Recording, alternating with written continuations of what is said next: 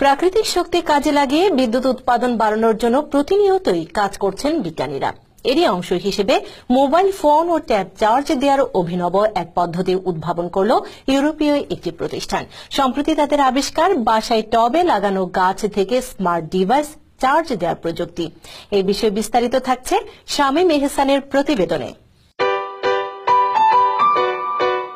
পৃথিবীকে আরো বাসযোগ্য করার জন্য সচেতন নাগরিকদের কাছে ক্রমশই জনপ্রিয় হয়ে উঠছে পরিবেশ বান্ধব যে কোনো প্রযুক্তি। আর এরই ধারাবাহিকতা ইউরোপে একটি প্রতিষ্ঠান উদ্ভাবন করল বায়োলিট প্রযুক্তির।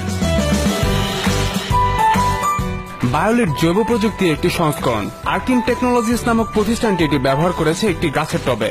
এই টবে 24 ঘন্টার মধ্যে যে কোনো স্মার্টফোন বা ট্যাব পরিপূর্ণভাবে 3 বার চার্জ দেওয়া যাবে।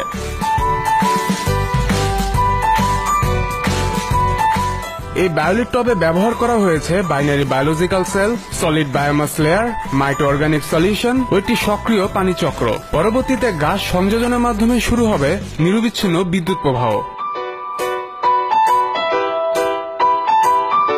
উদ্ভিদে যখন ফটোসিনথেসিস প্রক্রিয়াটি শুরু হয় তখন এটি মাটি থেকে পানি সহ প্রয়োজনীয় শক্তি সঞ্চয় করে। এই সময় প্রাকৃতিকভাবে মাটিতে তৈরি হওয়া ইলেকট্রনের প্রবাহটিকে বিদ্যুৎ শক্তিতে রূপান্তরিত করে সঞ্চয় করে এই বায়োলিট টপটি। পরবর্তীতে ইউএসবি পোর্টের স্মার্ট ডিভাইসগুলোর সংযোজনে শুরু হয় নিরবিচ্ছিন্ন বিদ্যুৎ প্রবাহ। এই বায়োলিট টপটি স্বাভাবিকভাবেই 5 বছর পর্যন্ত ব্যবহার করা যাবে।